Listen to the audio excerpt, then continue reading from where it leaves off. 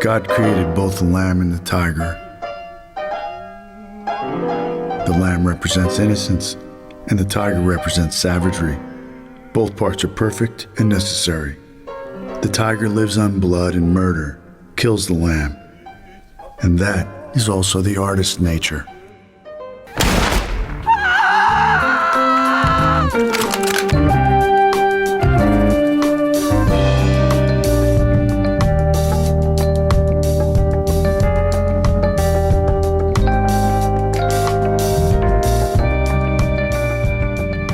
Bonjour à tous, bienvenue sur Overlook. On se retrouve pour une nouvelle séquence analyse. Aujourd'hui, on va parler de The House That Jack Built, j'espère que j'ai bien prononcé, réalisé par Lars von Trier et qui est sorti en 2018. Alors, j'ai mon iPad parce que en fait, j'ai beaucoup de choses à vous dire encore une fois. Donc, j'ai des caractéristiques qui me permettent d'avoir un fil conducteur le long de cette vidéo. Donc, de temps en temps, ne m'en veuillez pas si je regarde un peu l'iPad. Mais bon, je pense que vous commencez à avoir l'habitude. Je préfère utiliser cette méthode plutôt que d'avoir un prompteur, je trouve que c'est un peu plus naturel. Je tiens à préciser, parce que c'est une petite fierté nationale quand même, que le film est une coproduction allemande, danoise et française. Oui messieurs, le film est financé par le CNC, par nos impôts. Donc ça fait plaisir qu'en France on ait une pluralité du cinéma et qu'on n'hésite pas à subventionner des films comme ça un petit peu à la marge. Et je tiens à chaque fois à la rappeler, à chaque fois que je parlerai d'un film qui est produit par le CNC et que j'ai apprécié. Donc le film est sorti en 2018 et ça n'a pas raté. Lorsqu'il a été projeté à Cannes, le film a fait polémique. Alors encore une fois, c'est une poignée de journalistes. Le fait est que le film est assez violent, donc je vous expliquerai pourquoi ensuite, mais il y a une scène qui a particulièrement choqué le public de journalistes, il faut préciser que c'était des journalistes évidemment, c'est qu'il y a en fait une scène de double infanticide. Il y a deux enfants qui sont tués dans le film, et une centaine de journalistes qui étaient là. Bon, c'était une projection presse, je veux dire, les gens ils savent ce qu'ils vont regarder, ils vont voir un film de Lars von Trier. Néanmoins, donc une centaine de personnes est partie et ensuite il a suivi une sorte de bad buzz sur les réseaux sociaux avec majoritairement, comme d'habitude, des journalistes américains qui se sont offusqués, qui ont mis un petit peu un manteau de morale, de vertu pour dire que c'est scandaleux, qu'on n'a pas le droit de montrer ça, que c'est immoral, que c'est obscène, que c'est dégoûtant, etc. Donc petit coup de gueule envers ces personnes parce que bon, vous êtes des journalistes, vous êtes censés connaître le milieu du cinéma. Lars von Trier, il est là depuis très longtemps, il a quand même reçu des récompenses à Cannes, il a été nommé aux Oscars, donc c'est pas un inconnu total. On sait très bien quel genre de cinéma il fait, on sait très bien quel est le but derrière ces films, qu'il y a quand même à chaque fois la volonté de choquer, d'interpeller le spectateur. Il l'a dit à plusieurs reprises, qu'il n'est pas là pour faire des films qui plaisent aux spectateurs. Et en plus de ça, il faut le préciser, il était marqué sur les tickets de la projection presse qu'il y allait y avoir des scènes violentes. Donc, si jamais ces personnes, bon, ça m'étonnerait, passaient par cette chaîne, sachez que vous êtes des je vous déteste. Globalement, je suis désolé, je m'énerve un peu, mais c'est juste pas possible d'avoir des gens qui sont dans une démarche narcissique, complètement cynique, parce qu'en fait le but, quand vous vous éloignez, quand vous sortez comme ça d'une projection de presse, je le rappelle, donc vous êtes censé être au courant de ce que vous regardez, et que vous derrière vous balancez des choses sur les réseaux sociaux, en fait vous créez un climat qui est dégueulasse autour du film, et en fait on ne parle plus du film, on parle que de la polémique. Alors je veux bien entendre que Lars von Trier est un personnage très particulier, qu'il a eu plusieurs déclarations qui étaient peut-être pour certains choquantes. Après, bon, là, c'est quelqu'un qui navigue un petit peu entre plusieurs eaux et qui n'est pas tout à fait comme le commun des mortels, si vous voulez. Donc, il est un petit peu... je serais pas étonné qu'il soit un peu autiste. Enfin, il est un peu particulier, si vous voulez. Voilà, c'est pas une personne comme les autres. Mais bref. Mais je peux comprendre que ces déclarations aient choqué. Mais néanmoins, lorsqu'on parle de cinéma, là, il y a totale liberté, on peut montrer ce qu'on veut. Alors la scène ne m'a pas particulièrement choqué parce qu'elle n'est pas si violente que ça, elle n'est pas si graphique, la violence n'est pas si montrée à l'image, il n'y a pas tant de sang que ça, etc. Mais bon, bref, bon, c'est vrai qu'elle est un peu crue, mais il y a pire. Mais par exemple, dans le dernier film de Gaspard Noé, dont je me rappelle plus le nom, mais vous savez, ce film où les gens dansent, tout le monde prend de la drogue, ça se passe pendant une soirée, et ensuite, bah, vous voyez, il y a tout un propos autour de la consommation de la drogue et de ses dérives, etc. Et donc, de ce que j'ai entendu, il y a une scène vraiment violente avec un enfant, avec un nourrisson même. Et moi, vous voyez, particulièrement, la violence envers les jeunes enfants, c'est quelque chose que je n'aime pas. Voilà, ça me choque, ça heurte ma propre morale. Mais si vous voulez, je ne vais pas aller derrière voir ce film. Je suis au courant, je connais Gaspard Noé, j'ai déjà vu certains de ses films, j'ai vu Irréversible, je sais de quoi le mec est capable. Et je veux dire, je ne vais pas me confronter à ça si ça me déplaît aussi fortement. Vous voyez, j'ai un devoir de réserve. Pour autant, je vais jamais dire à Gaspard Noé, si jamais je le rencontre, Gaspard, qu'il n'a pas le droit de faire des films avec ce niveau de violence, avec cette liberté visuelle. Là, on parle d'art, il me semble qu'on a le droit de faire ce qu'on veut, et c'est clairement pas à des journalistes qui n'ont rien fait à part asseoir leurs fesses dans cette projection presse où ils étaient pertinemment au courant de ce qu'ils allaient voir, d'ensuite créer une polémique et d'ensuite de se mettre un manteau de vertu, de morale pour dire ce que les gens ont le droit de faire ou pas. Ça, c'est inacceptable. Voilà, donc ceux qui ont fait ça, clairement, vous êtes des sombres merdes. Voilà, je suis désolé si je suis un peu violent. D'habitude, je suis plutôt réservé sur mes idées, etc. J'essaie de pas trop en parler. Néanmoins, là, c'est un sujet qui me gratte un petit peu, où on a l'impression que maintenant, il faut faire plus que des films ultra lisses, sans aucun parti pris esthétique, en termes d'esthétique et de propos. Et ça m'agace, vous voyez, parce que There Was But Jack Bill, c'est un film que, personnellement, j'ai beaucoup aimé et qui a beaucoup plus à proposer que cette scène d'infanticide qui, en plus, est englobée dans un propos global. Voilà, c'est pas juste gratuit, cette scène. Elle fait partie d'une longue réflexion qui court tout au long du film. Et donc, c'est vraiment réducteur de juste parler de cette scène et vraiment de créer la polémique autour de ça. Clairement, si vous faites ça, vous aimez pas le cinéma, changez de métier, allez faire autre chose. Voilà. Ou alors, vous ne faites que des critiques sur des films Netflix, Amazon, qui sont en gros des films de divertissement pur, qui ne sont uniquement là que pour vous faire consommer de l'abonnement Netflix, Amazon Prime. J'ai pas de problème avec ça. Moi aussi, ça m'arrive de faire du binge-watching. Néanmoins, le cinéma n'est pas qu'une industrie de divertissement, de production de masse de divertissement. Vous voyez, il y a des gens qui essayent de faire des œuvres d'art. C'est le cas de Lars von Trier. Des fois, ça marche, des fois, ça marche pas. Encore une fois, personnellement, un autre exemple, je n'ai pas aimé Nymphomaniac. Voilà, je l'ai vu, je trouve que c'est un film intéressant, mais je ne l'ai pas aimé, en partie à cause du propos de ce qu'il montre à l'écran. Néanmoins, je loue la liberté de ton de Lars von Trier. Et je trouve que c'est un film intéressant à regarder et qui, en tout cas, ne mérite pas qu'on lui crache dessus. Voilà. On passe à autre chose. Donc moi, Lars von Trier, c'est un réalisateur que j'aime bien, malgré ce que je viens de dire juste avant, que j'avais pas aimé Nymphomaniac. Je l'ai découvert à l'époque, vers 2010, donc j'étais encore étudiant, avec Antichrist, qui est pour moi, on va dire, un des premiers chocs de cinéma quand même dans ma passion de cinéphile, parce que vraiment, à l'époque, je n'étais pas du tout dans une réflexion autour du cinéma, et je me retrouve face à ce film que j'ai pris au départ pour un simple film d'horreur, un peu cru, un peu choquant. J'ai eu une grosse période film d'horreur à cette époque, donc j'en consommais vraiment beaucoup.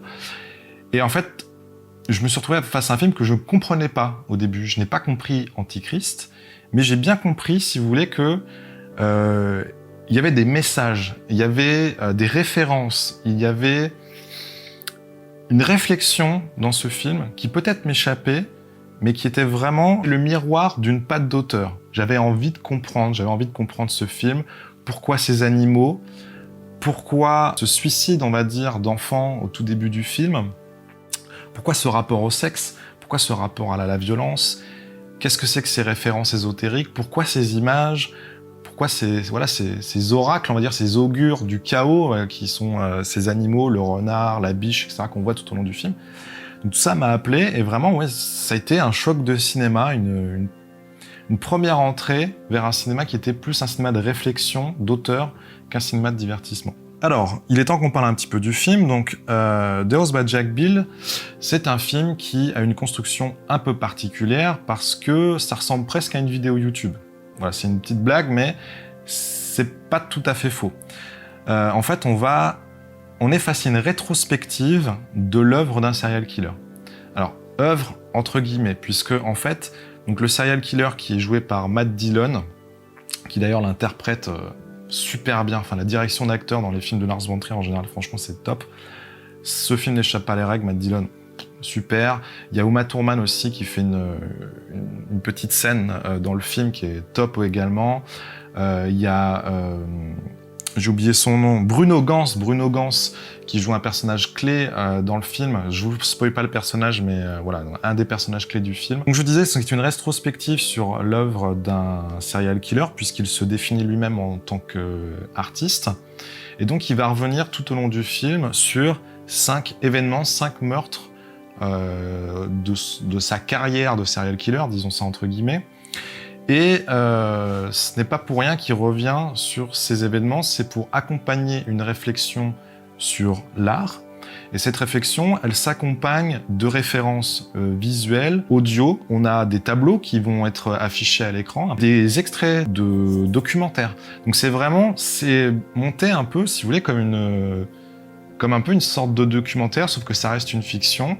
Et on a vraiment ce mélange entre des références et de la fiction. On va voir ces meurtres. Et c'est chapitré, donc il y a 5 chapitres. Non, 6 chapitres, parce qu'il y a 5 meurtres plus un dernier chapitre, je crois. Et on amène à une réflexion, on va de plus en plus loin tout au long du film. Et cette réflexion s'accompagne également d'un changement de psyché du personnage, parce qu'on part d'un serial killer qui est timide, une personne qui est très renfermée sur elle-même, pas du tout ouverte sur les autres, qui a très peu de charisme, qui a des troubles obsessionnels compulsifs, à une personne qui a totalement confiance en elle vers la fin du film, qui dégage un charisme dingue et qui n'a plus de troubles obsessionnels compulsifs. À tel point que, honnêtement, on peut se demander, et à mon avis c'est une des clés de l'analyse du film, si le personnage qu'on voit au début est tout à fait le même que celui qu'on voit à la fin. Et clairement, c'est un film qui, je dirais, est construit sur des couches de sens. Et il y a vraiment plusieurs sens qu'on peut dégager de ce film. Avec le sens premier qui est la réflexion sur l'art. Voilà, il y a une des grandes citations du film qui est que l'ingénieur lit la musique et l'architecte joue la musique. Puisque le personnage, en fait, c'est un ingénieur et il rêve de construire une maison. C'est pour ça que le film s'appelle La maison qu'a construit Jack. Et on va voir qu'au fur et à mesure du film, il va échouer successivement à construire cette maison. Mais d'un autre côté, il va réussir, on va dire, entre guillemets, brillamment sa carrière de serial killer. Et c'est quelqu'un qui est féru d'art. Et donc, comme je disais, c'est lui qui amène cette discussion sur l'art. Et lui, quelle est sa position entre l'ingénieur et l'architecte? Et clairement, dans son esprit, l'architecte, c'est l'artiste. L'ingénieur, c'est juste quelqu'un qui se contente de répéter, de comprendre. Si vous voulez, c'est un peu dans la métaphore dans le film Amadeus, de cette personne, ce compositeur qui, en regardant Mozart, se sent derrière des barreaux. Vous voyez, l'ingénieur, c'est la personne qui va être capable de comprendre l'art, qui va être capable de l'apprécier à sa juste valeur, mais qui sera incapable de franchir le pas derrière les barreaux, de créer lui-même l'art. Et pendant tout le film, on se demande clairement quelle est la position de Jack, Jack c'est le nom du serial killer, entre l'ingénieur et l'architecte. Et c'est très très intéressant, mais il y a d'autres sujets aussi, notamment le fait que on peut se demander dans le film si vraiment Jack est en pleine possession de ses moyens. Est-ce que vraiment c'est lui qui commandite tous ces meurtres? Est-ce que vraiment il n'y a pas une volonté, parce qu'il y a beaucoup de réflexion aussi sur le divin, sur la présence de Dieu dans le monde, et on peut se demander si finalement Jack n'est qu'un ingénieur, mais serait l'instrument d'une volonté supérieure qui le ferait faire tous ces meurtres. Et cette volonté supérieure, ce serait potentiellement le diable.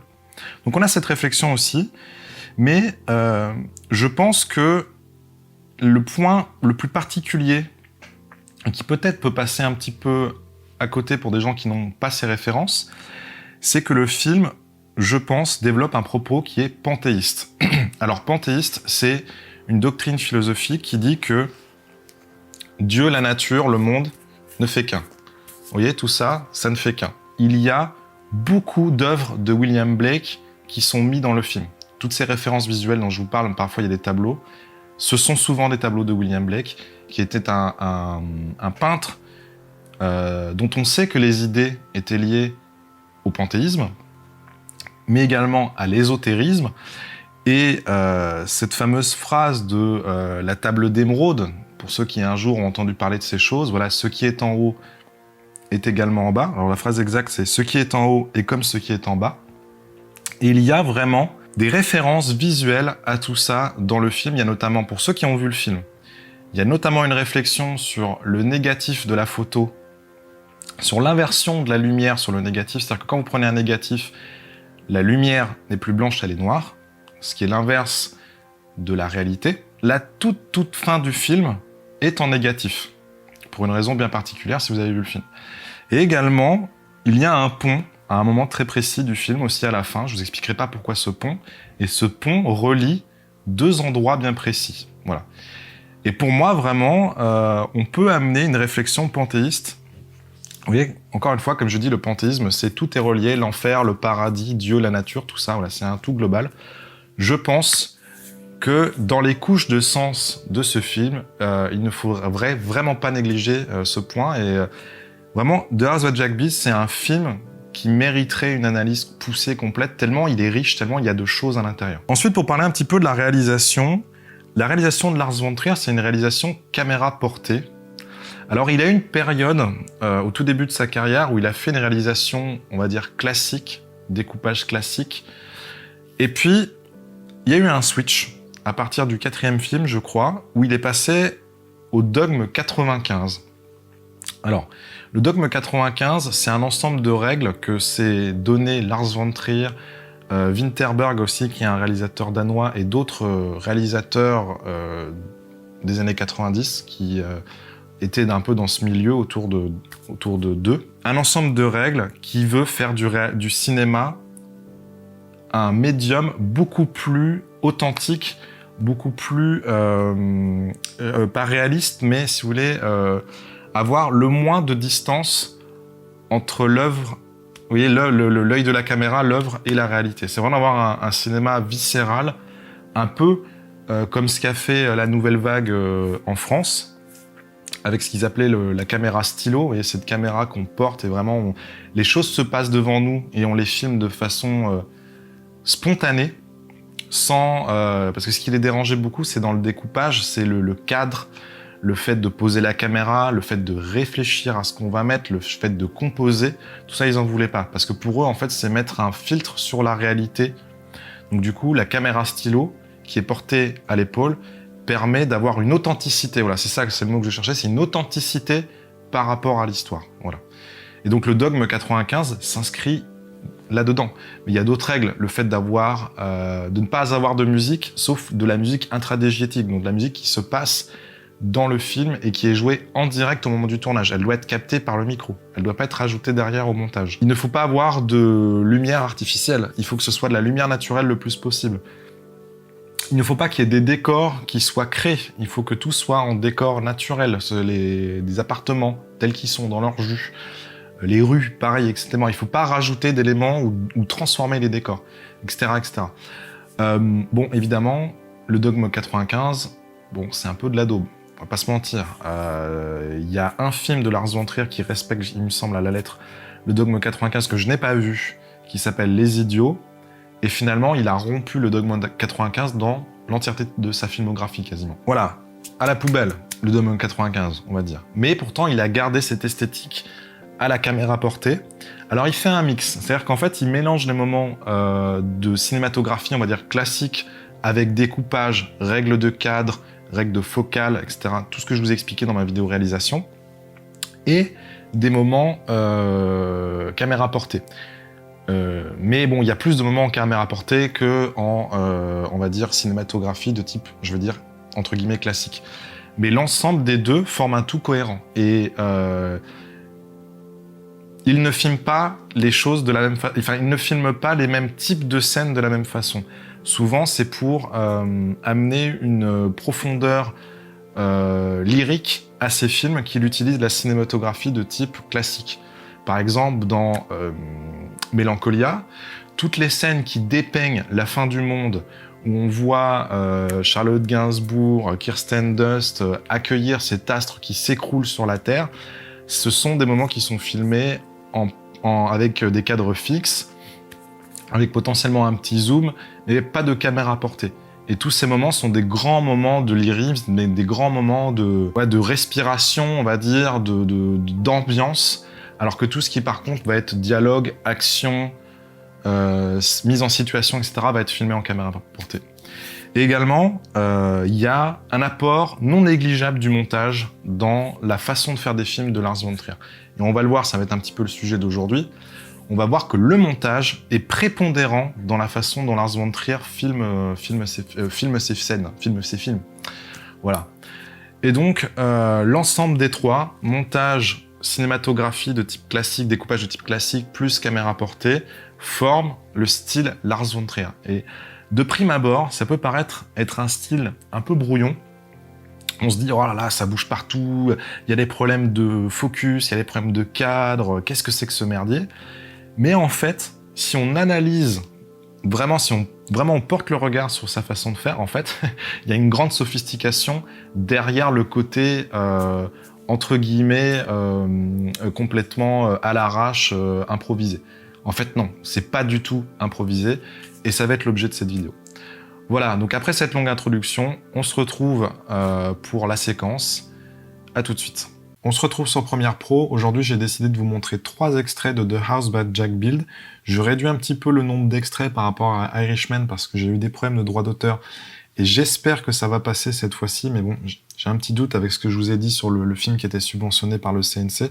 Je pense qu'à mon avis, le film est protégé en France. On verra. Donc, s'il y a une coupe, c'est que je n'ai pas pu vous montrer ces extraits et je vous mettrai à chaque fois le bon timecode pour que vous puissiez aller voir l'extrait de votre côté, puis ensuite revenir sur cette vidéo, voir l'analyse.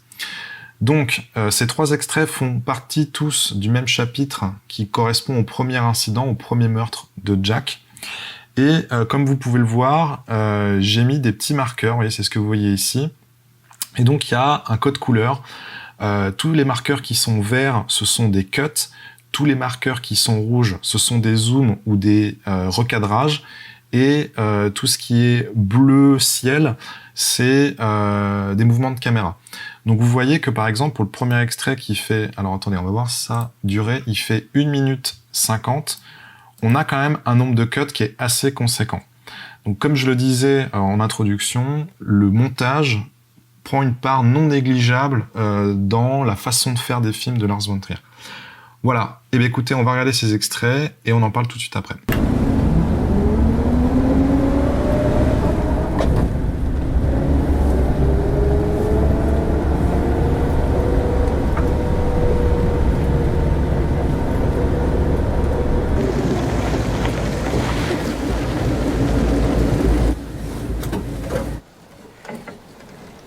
So I'm standing here holding this jack.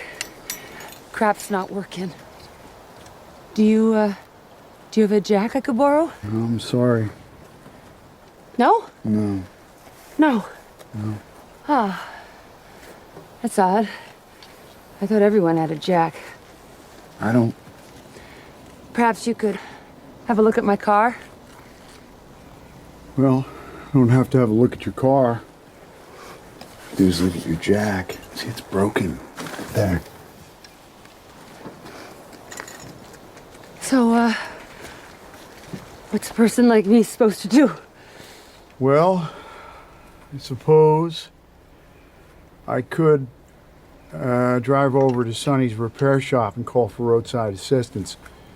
It's about 5 miles from here. What kind of repair shop is it? Sonny's a blacksmith, very good one. Blacksmith. Well, maybe this Sonny can repair the jack. You'd have to talk to Sonny about that. Perhaps I could entice you to drive me there? Please?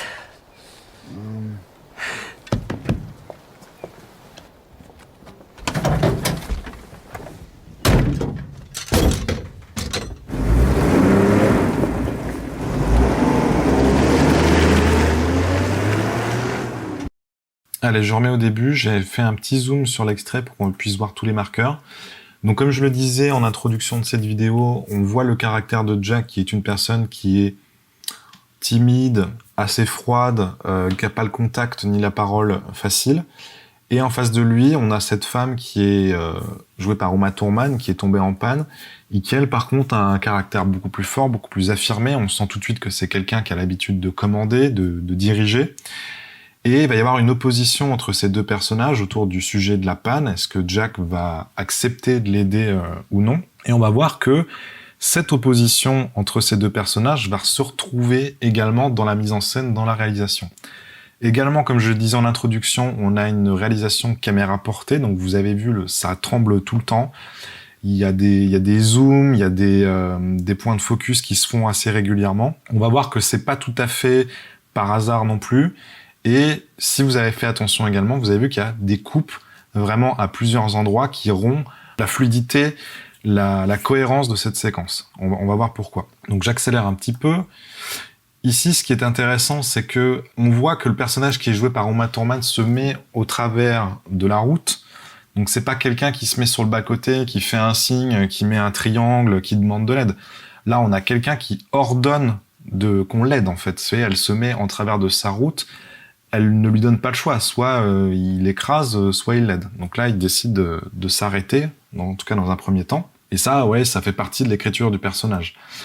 Donc là, on a une première coupe ici, on a le contre-champ qui se fait. On voit pas en fait le personnage arriver avec un plan d'ensemble, le voir s'arrêter. Non. Là, on a la voiture avec Uma Thurman et tout de suite, on va avoir une coupe. En fait, on va vraiment passer de moment en moment, si vous voyez, de point d'intérêt en point d'intérêt dans la façon dont c'est monté. Ensuite, donc, on avance un petit peu. Donc là, comme je disais, on voit l'opposition entre les deux personnages. Uma Thurman à droite, Matt Dillon à gauche. L'une est à l'extérieur, l'un est à l'intérieur. Donc voilà, l'opposition également par la composition. Là, une autre coupe où on va montrer le cric. Et moi, la façon dont j'ai un petit peu interprété ces coupes qui vont arriver plusieurs fois dans la séquence, outre le fait de rendre dynamique, de casser la continuité, je pense que c'est aussi le miroir, on va dire, de la personnalité de Jack, qui est quelqu'un qui est un serial killer, qui clairement n'a pas beaucoup d'intérêt pour l'être humain en général, et qui probablement se fout un petit peu de cette discussion. Comme une discussion que vous pourriez avoir avec quelqu'un qui vous intéresse pas, ou par moment vous allez avoir votre esprit qui va déconnecter, vous n'allez plus faire attention à ce qu'on dit, la personne en face de vous, elle va continuer à parler, puis vous êtes plus là. Puis d'un seul coup, quelque chose dans la discussion va vous reconnecter à cette personne, et d'un seul coup, vous allez reprendre le fil un petit peu de ce qu'on est en train de vous dire. Bah moi, je le ressens un petit peu de cette façon, avec toutes ces coupes où, à chaque fois, elles correspondent à une avancée, un point d'intérêt de la discussion entre ces deux personnages. Donc, tout à l'heure, la rencontre avec Uma Thurman, la confrontation avec Uma Thurman, le cric, qui est le sujet principal de cette discussion, parce qu'elle a pété son cric, elle a besoin qu'on lui répare. Vous voyez, mais on va voir, il y a d'autres coupes aussi qui vont un petit peu dans ce sens. Là, on a un premier zoom, et vous voyez, ce zoom, il n'est pas par hasard, puisque elle lui demande de l'aide, elle lui dit « Est-ce que vous auriez un cric à me prêter ?» Il dit « Non, désolé », il va reconfirmer « Non », et elle va lui dire « Non », point d'interrogation. Donc là, on zoome sur lui, voilà, on confirme bien qu'il dit non, et également, on va refaire un zoom en opposition sur Uma Thurman au moment où elle va répondre à ce refus. Et ce qui est assez drôle, c'est que la façon dont elle répond à ce refus, c'est qu'elle n'accepte pas ce refus. Elle fait une réponse rhétorique où elle dit « Curieux, je croyais que tout le monde avait un cric ». En gros, entre grosses guillemets, c'est « Est-ce que t'es pas un peu en train de te foutre de moi ?» Vous voyez, c'est pas du tout anodin d'avoir, à ce moment précis, deux zooms qui, sur les personnages en opposition. Ensuite, on a, vous voyez, un tout petit mouvement de caméra, un tout petit, si j'ose dire, panoramique, un raccord avec un mouvement panoramique, vous voyez, on a un cut, hop, panoramique sur le personnage. Ensuite, on avance, vous voyez, donc là, il parle de la voiture, du pneu, etc., c'est pas très intéressant. Et là, vous voyez, comme je disais tout à l'heure, on va avoir vraiment une coupe, et celle-ci, je pense que vous l'avez automatiquement remarqué lors du premier visionnage, elle casse la continuité de cette séquence, vous voyez. Okay. C'est vraiment un saut temporel. Vous voyez, il prend pas le temps de tergiverser, de lui expliquer pourquoi son cric il est pété. il prend le cric et il lui montre. Et ouais, il a pas le temps, quoi. Clairement, il a pas le temps, quoi. Il va à l'essentiel. Hop, et recoupe. Et là, elle accepte, ok, que son cric est pété. On avance un petit peu. Et là, elle lui dit, je suis censé faire quoi? Et là, hop, vous voyez, on a de nouveau un jeu sur, vous voyez, le focus, le zoom. Donc là, on a une bascule de points qui se fait entre Uma Thurman et Matt Dillon. Et là, contrairement à tout à l'heure, au moment où il y avait ces deux zooms qui s'opposaient, là, on va rentrer dans une acceptation de la situation par Matt Dillon qui va un peu mettre le genou à terre dans cette joute verbale et qui va peut-être se dire, bon, ok, si je lui file un coup de main, peut-être qu'elle va me lâcher les basques. Et c'est exactement ce qui se dit, en fait. Hein. Eh bien, je suppose que je pourrais passer à l'atelier de Sony pour appeler une dépanneuse, etc. C'est environ à 8 km d'ici. Voilà, l'atelier de qui, nanana, forgeron. Et vous voyez, en opposition, encore une fois, vous voyez, on a de nouveau une bascule de points, mais sur l'autre personnage. Hop. Peut-être que Sony pourrait réparer le cric. Voilà. Et donc finalement, l'accord est conclu entre les deux personnages. Vous voyez, avec ce petit mouvement de tête, vous voyez, mais tout est subtil, mais voilà, on comprend tout, quoi. C'est que un accord tacite entre ces deux personnages, et c'est bon. Jack va aider cette femme. Là, elle se fait toute mielleuse, toute souriante, toute gentille, et on va voir, c'est ça qui est vraiment drôle, je trouve, parce qu'il y a une sorte d'humour noir dans cette séquence, c'est qu'à partir du moment où vraiment il va dire « Ok, je te prends, je t'amène à Sony pour réparer ton cric », ah, tout de suite, elle va changer de personnalité, vous allez voir. Vous voyez comme elle est mielleuse, le petit sourire et tout. S'il vous plaît, ouais, alors ça, je trouve ça énorme, parce que même là, il y a une très très bonne composition, parce qu'on a vraiment le mec qui est dans sa bagnole, qui est là en train d'hésiter, j'ai pas envie de la prendre, elle me gonfle.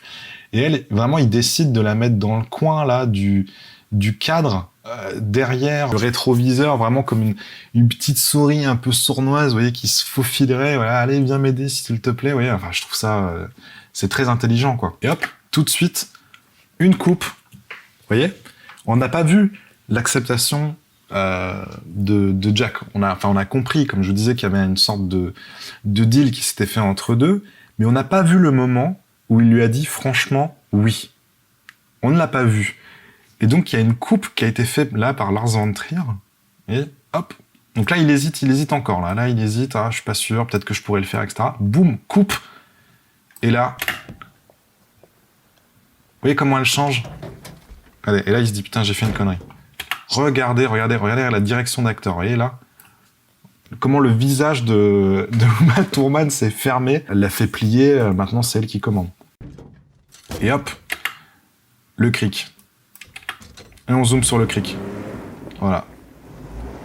C'est pas bordélique ce qu'il fait, c'est vraiment réfléchi, ça répond à une logique qu'on peut comprendre.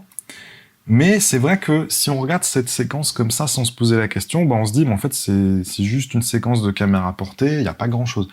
Non, en réalité, il y a vraiment des coupes qui sont faites à des endroits précis, des zooms qui sont faits à des endroits précis, des bascules de points qui sont faits à des endroits précis. Donc tout ça correspond à un langage cinématographique qui est le langage propre à Lars von Trier, qui est sa façon à lui de faire des films, mais on n'est pas du tout sur une façon de faire qui est improvisée, qui est non réfléchie. Non, au contraire, c'est très réfléchi. Et là, on va aller voir du coup la suite de cet extrait que je vous ai mis juste ici. Donc là, on se retrouve un petit peu plus loin. Je vous ai coupé toute la partie où ils vont chez le forgeron, réparer le cric. Mais en gros, il y a des allers-retours qui se font et il se retrouve, comme je disais, un peu piégé. Donc il est obligé de l'amener là-bas, de l'attendre, de la ramener à sa voiture. Une fois ils sont arrivés à sa voiture, on va le voir, il va se sentir obligé de lui, de manier le cric lui-même, de lui réparer sa roue lui-même. Puis on va voir, voilà, ça va pas se passer exactement comme prévu. On le regarde, puis on en parle juste après.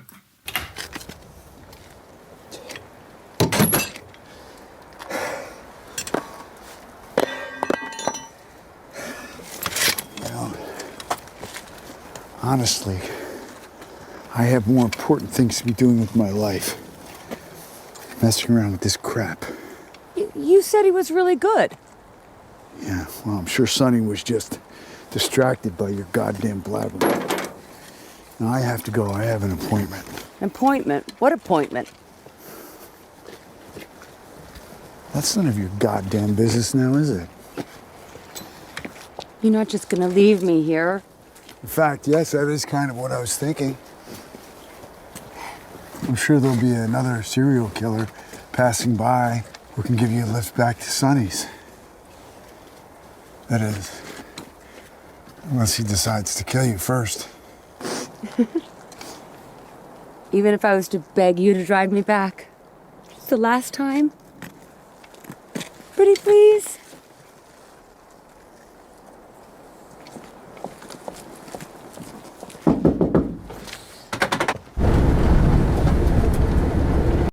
Donc vous voyez, c'est dans la même veine que le premier extrait que je vous avais montré. Donc là, on voit le creek qui va rompre sous les efforts de Jack. Vraiment un léger mouvement de caméra où on va juste suivre la manivelle qui va péter sous le poids des bras musculeux de Jack. Puis ensuite, on va continuer l'opposition entre les deux personnages avec beaucoup d'humour. Moi, je veux dire, cette scène, elle me fait pas mal marrer quand il lui dit franchement, j'ai mieux à faire dans ma vie que de faire le con avec ce truc. Ouais, c'est une sorte d'humour noir qui, chez moi en tout cas, fonctionne pas mal. Ouais, elle me fait bien marrer, cette scène. Donc là, il n'y a pas grand-chose d'intéressant à dire. On va tout de suite basculer au point qui m'intéresse le plus.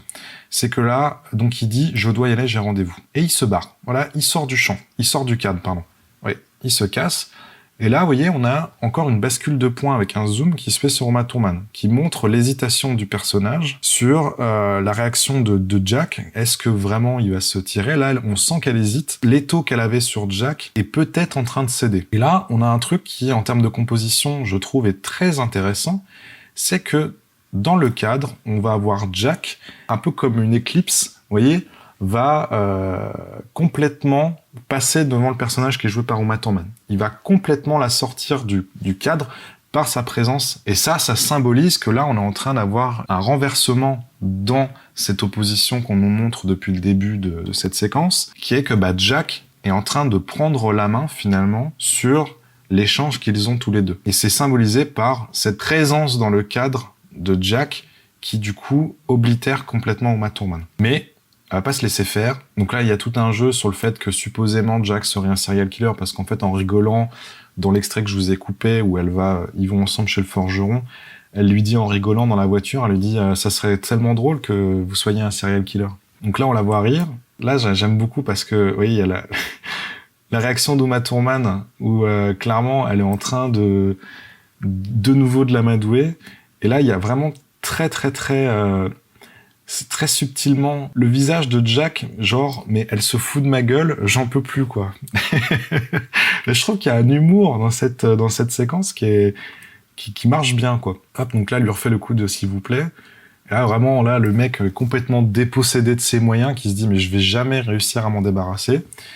Et là, de nouveau, hop, une coupe, vous voyez, a encore un point d'importance. On la voit pas monter dans la voiture. Elle se remet dans une position, on va dire, de dominatrice, et elle va carrément lui toquer à la fenêtre en mode allez, c'est bon, Larbin, il faut y aller, dépêche-toi, quoi. Et là, ensuite, hop, on a un plan cadré sur le creek, parce que, bon, je vous le spoil, mais ce fameux creek, depuis le début, évidemment qu'il est important pour ce passage, puisque c'est quand même l'objet principal de cette discussion, mais c'est également l'arme du crime, puisque, bon, voilà. Uma Thurman va mourir, vous vous en doutiez, et il va lui mettre un bon coup de cric. Bref, on va passer au troisième extrait. Alors cet extrait, c'est uniquement pour vous montrer ce que je disais en introduction, qu'il y a vraiment une distinction entre les séquences qui sont filmées en caméra portée et d'autres séquences qui sont filmées avec des caméras fixes et qu'elles ne racontent pas la même chose. On regarde l'extrait et on en parle après.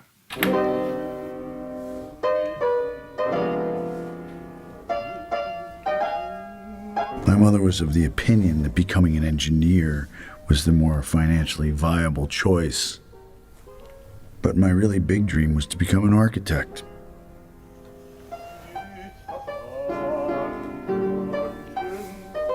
Right before the Lady and the Jack, I purchased a building lot, and since I was my own developer due to a substantial inheritance, no one could keep me from drawing up my own plans for my own house.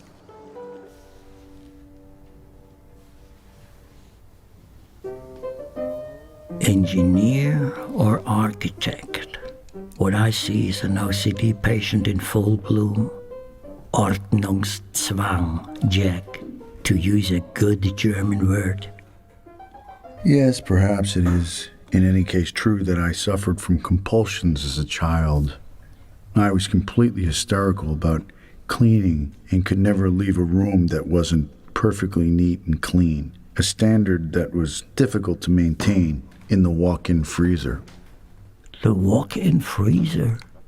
The walk-in freezer on Prospect Avenue. The sign had been broken for forever, so no one really knew what the name of the street was.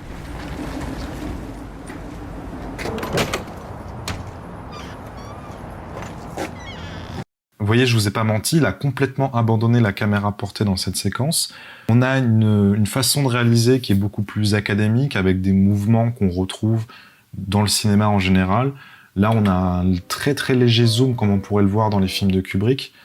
Ensuite, on va passer sur un travelling qui est également très très doux, très lent, très continu, et qui vraiment, vous voyez, ce cut sur Jack qui trace un trait, vous voyez, on a une concordance entre le travail de Jack sur sa table d'architecte et la façon dont est réalisé ce plan. Vous voyez, dans l'univers de Jack, tout est très carré, tout est très rangé. On voit ses crayons qui sont rangés par ordre de taille, on voit ses deux porte-crayons, la façon dont il a disposé ses règles, son équerre, vous voyez. Là, on rentre vraiment dans la bulle, dans l'univers propre de Jack, où tout est ordonné, tout est rangé, il n'y a rien qui dépasse, tout est maîtrisé par lui. Vous voyez, c'est quand même assez cohérent avec l'image qu'on peut se faire d'un serial killer. Et du coup, ça se ressent également par la réalisation, où du coup, Lars von Trier, il a complètement inversé son système. Et là, il passe vraiment sur un mode de réalisation, on va dire, plus classique, pour laisser place à une certaine tranquillité, une certaine volupté. Voilà, c'est ça, une tranquillité d'esprit qui se ressent, puisque le personnage est dans un univers qui lui correspond. Donc là, je continue, j'avance un petit peu. J'ai pas grand-chose à dire. Donc là, il parle de sa chambre froide, parce qu'en fait, il a une chambre froide dans laquelle il stocke les corps. Et là, à partir du moment où on va rebasculer sur son activité de serial killer, on repasse sur une caméra portée. Vous voyez, d'un seul coup, ça se remet à bouger, ça tremblouille. Voilà, là, on est repassé sur une caméra portée. Là, on voit très bien que c'est quelqu'un qui porte la caméra qui s'avance du camion. Et là, du coup, on a à nouveau un basculement dans la réalisation. On repasse sur le mode de réalisation qu'on avait vu tout à l'heure. Encore une fois, on a une opposition entre la sphère privée de Jack et le monde commun, le monde public. Et si on pousse un petit peu plus loin la réflexion, on voit qu'il y a une autre opposition, qui est celle que je vous donnais en introduction, entre son fantasme d'être architecte, d'être un artiste, et ce qu'il réalise dans la vraie vie. Et donc là, dans son monde privé, il se pense architecte, alors que dans la vie commune, il est serial killer. Et ces deux pans de sa vie personnelle ne sont pas filmés de la même façon. Vous voyez ?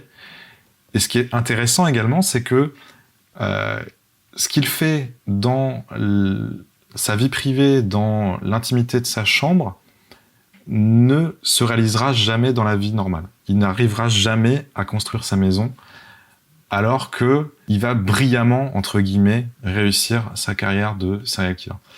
Et donc, c'est assez intéressant de voir que ces deux pans du personnage ne sont pas filmés de la même façon. Voilà, j'ai terminé sur l'analyse de ces 3 extraits. J'espère que ça vous aura plu. N'hésitez pas en commentaire à me donner vos analyses personnelles et vos retours sur l'analyse de ces 3 extraits. On se retrouvera bientôt pour une prochaine analyse de séquence. Et je vous dis à bientôt. Ciao.